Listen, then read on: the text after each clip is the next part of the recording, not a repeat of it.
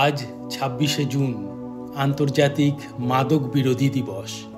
এই দিনটি আমাদের স্মরণ করিয়ে দেয় যে মাদক শুধুমাত্র একজন মানুষকে নয়, একটি পরিবারকে, একটি সমাজকে, এমনকি একটি জাতিকেও ধ্বংস করতে পারে।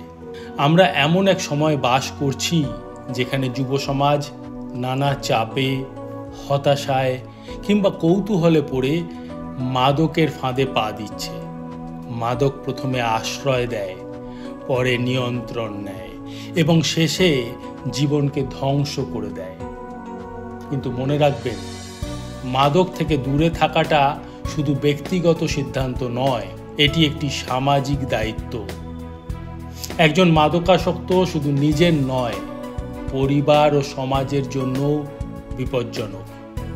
জীবনে সমস্যা আসবে, হতাশা আসবে, কিন্তু তার সমাধান মাদক নয়।